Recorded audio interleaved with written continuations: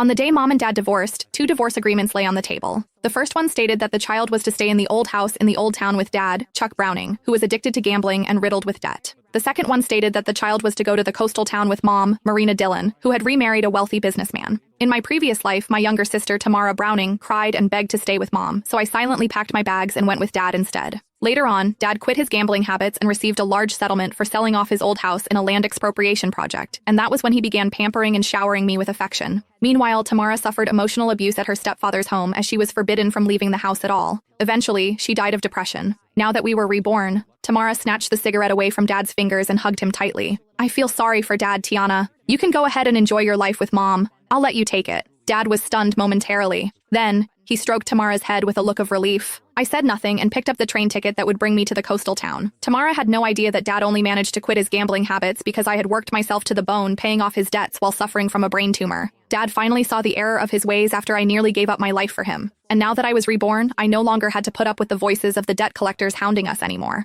All I wanted was just a good night's sleep. I picked up my worn-out suitcase. Get out of here. Go look for your gold digger of a mother instead, Dad said, waving his hand dismissively at me like I was just an annoying fly. Tamara hid behind him and made a face at me. She mouthed, "Don't come begging me for money the next time you see me." I smiled and said nothing. Instead, I turned around and walked out into the rain, flinching at the cold. I could feel the chill seeping into my bones. It wouldn't make much of a difference wherever I went anyway. I just wanted someplace quiet to spend the last of my days, getting through everything. At least I no longer needed to hear the debt collectors hounding at the door or put up with the horrible stench of cigarettes anymore. Mom's black Mercedes was parked at the entrance to an alleyway. The car windows rolled down, revealing Mom's youthful, well-maintained face. She frowned as she stared at my drenched body, a look of disgust in her eyes. "How did you end up like this? Hurry up and get it, and make sure not to dirty the interior of the car." I opened the backseat door and was just about to enter when she said, "Throw that suitcase into the back." She pointed at my suitcase and said, "That's so filthy. I don't even know what germs it's covered in." I hesitated for a moment. However, I still did as she said and put the suitcase in the trunk of the car. When I finally got back inside the car, I did my best to stay in a corner and take up as little space as possible, not daring to touch the leather seats.